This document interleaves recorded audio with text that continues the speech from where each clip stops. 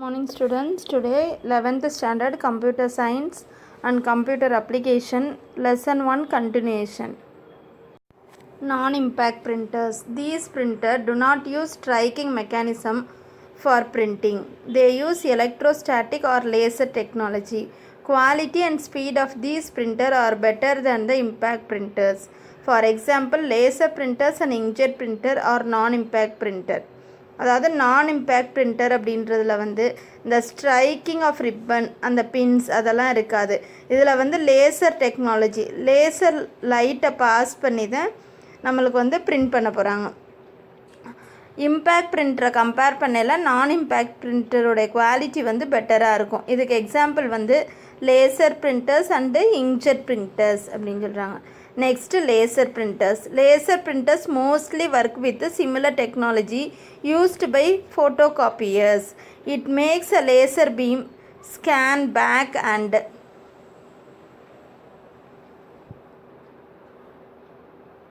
forth across a drum inside the printer. Building up a pattern, it can produce very good quality of graphic images. One of the chief characteristics of laser printers is their resolution. How many dots per inch dpi? The available resolution range around 1200 dpi. Approximately, it can print 100 pages per minute. அதாவது இந்த laser printer அப்படின்றது வந்து photo காப்பியர்ஸ் மாதிரின்னு சொல்கிறாங்க. அப்படின்னா என்னென்னா xerox மிஷினில் வந்து ஒரு லைட் மாதிரி பாஸ் பண்ணி பிரிண்ட் பண்ண வைக்கிறாங்களா, அதே மாதிரி இதில் வந்து பிரிண்ட் பண்ண வைப்பாங்க. இதோடைய குவாலிட்டி எதை வச்சு சொல்கிறாங்க அப்படின்னா டிபிஐன்னு சொல்கிறாங்க, அதாவது டாட்ஸ் பெர் இன்ச். அதை வச்சு தான் இதோடைய குவாலிட்டி வந்து இருக்குது.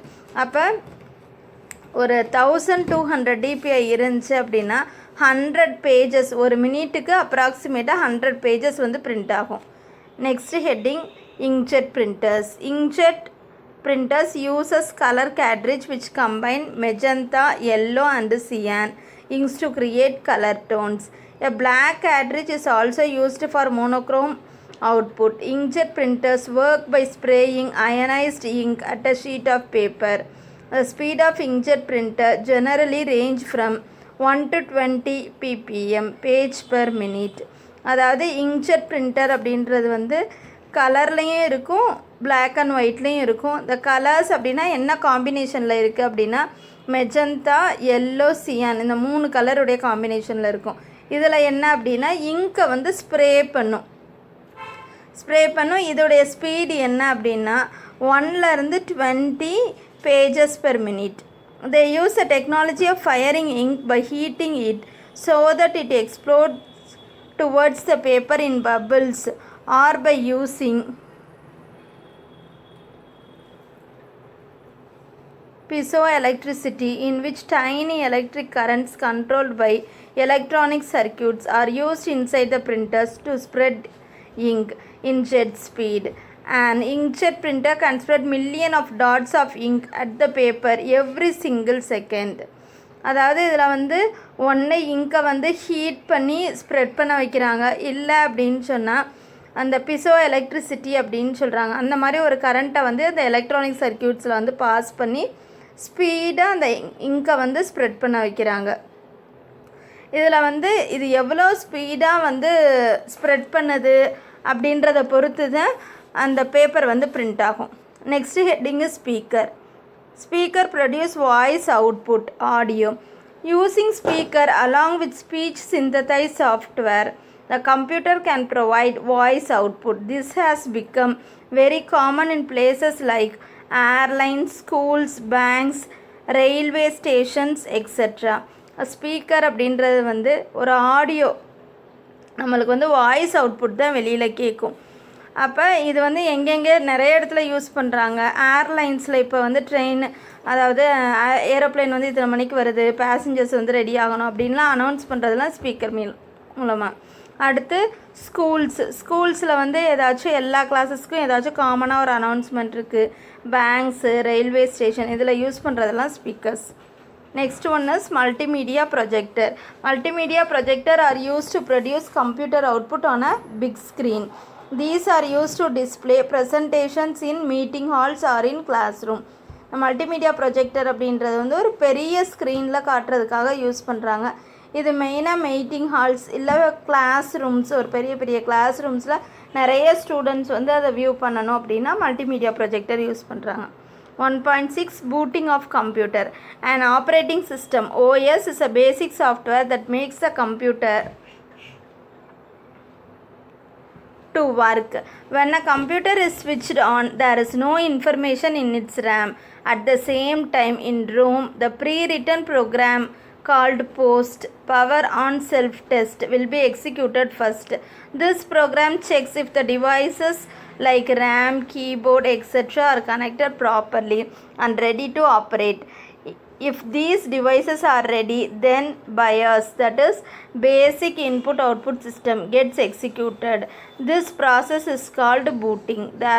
Thereafter a program is called bootstrap loader transfers OS from hard disk into main memory. Now the OS gets loaded and will get executed. Booting process is of two types, cold booting, warm booting. நம்ம system on பண்ண உடனே சில இது வந்து load ஆகும்ல, அந்த ப்ராசஸுக்கு பேர் வந்து பூட்டிங் அப்படின்னு சொல்கிறாங்க. நம்ம சிஸ்டம் ஆன் பண்ணோன்னா ரேமில் வந்து எந்த ஒரு இன்ஃபர்மேஷனுமே இருக்காது. ஆனால் ரோமில் வந்து ஏற்கனவே ரைட் ஆகிருக்கிற போஸ்ட் அப்படின்னு ஒன்று இருக்கும், அதுதான் ஃபஸ்ட்டு எக்ஸிக்யூட் ஆகும். எக்ஸிக்யூட் ஆனதுக்கு பிறகு ரேம், கீபோர்ட்லாம் வந்து கரெக்டாக ஆப்ரேட் ஆகுதா, ரெடியாக இருக்கா ஒர்க் ஆகுறதுக்கு அப்படின்னு சொல்லி செக் பண்ணோம். அதுக்கு அப்புறம் பயோஸ் அப்படின்னு சொல்லி ஒன்று எக்ஸிக்யூட் ஆகும். அந்த பயோஸ் அப்படின்றது இது ரெண்டுமே இந்த 2 வரைக்கும் முடிஞ்சு அப்படின்னா அந்த ப்ராசஸுக்கு பேர் வந்து பூட்டிங் அப்படின்னு சொல்கிறாங்க. அதுக்கப்புறம் பூட்ஸ்ட்ராப் லோடர் அப்படின்னு சொல்லியிருக்கு. அது என்ன பண்ணும் அப்படின்னா ஆப்ரேட்டிங் சிஸ்டமை வந்து ஹார்ட் டிஸ்க்லேருந்து மெயின் மெமரிக்கு மாற்றி கொடுக்கும். இந்த பூட்டிங்கில் வந்து 2 டைப். ஃபஸ்ட்டு வந்து cold booting. When the system starts from initial state, that is it is switched on, we call it cold booting or hard booting. When the user presses the power button, the instruction are read from ROM to initiate the booting process. அதாவது gold booting அப்படின்ற வந்து என்ன அப்படின்னா, நம்ம ஒரு சிஸ்டமை first time on பண்ணுறோம் அப்படின்னு சொன்னால் அதுவாகவே இனிஷியல் ஸ்டேட்டில் இருந்து அந்த இதுக்குள்ளே உள்ள டெஸ்க்டாப் வரைக்கும் வரும்ல, அந்த இதுக்கு பேர் வந்து cold booting அப்படின்னு சொல்கிறாங்க. warm booting. When the system restarts or when reset button is pressed, we call it warm booting or soft booting. A system does not start from initial state and so all diagnostic tests need not be carried out in this case. There are chances of data loss and system damage as the data might have not been stored properly. அதாவது warm booting அப்படின்னா நம்ம work பண்ணிக்கிட்டு இருக்கையிலே ஏதாச்சும் ஒன்று struck ஆயிருச்சு, ஏதாச்சும் work ஆகலை அப்படின்னா ஒன்று ரீசெட் பட்டன் வந்து ப்ரெஸ் பண்ணுவோம், இல்லை அப்படின்னா ரீஸ்டார்ட் பண்ணுவோம். அப்போ பூட் ஆகுறதுக்கு பேர் வந்து வார்ம் பூட்டிங் அப்படின்னு சொல்கிறாங்க. இந்த வார்ம் பூட்டிங்கில் வந்து இனிஷியல் ஸ்டேட்லேருந்து அது வந்து ஸ்டார்ட் ஆகாது, இது வந்து நடுவுலேருந்து இதாகும். அதனால் ஏதாச்சும் டேட்டாஸ் எல்லாம் லாஸ் ஆகிறதுக்கான சான்சஸும் இருக்குது. நெக்ஸ்ட்டு இந்த லெசன் வந்து 1 வேர்ட்ஸ் பார்க்கணும், இன்டீரியர் 1 வேர்ட்ஸ் பார்க்கணும் அப்படின்னா பாயிண்ட்ஸ் டு ரிமெம்பர் வந்து ஃபஸ்ட்டு ரீட் பண்ணிக்கணும். அதுக்கப்புறம் எக்ஸ்பேன்ஷன் பார்த்தா போதும் இந்த லெசன்லேருந்து நம்ம பார்க்குறதுக்கு. Thank you students.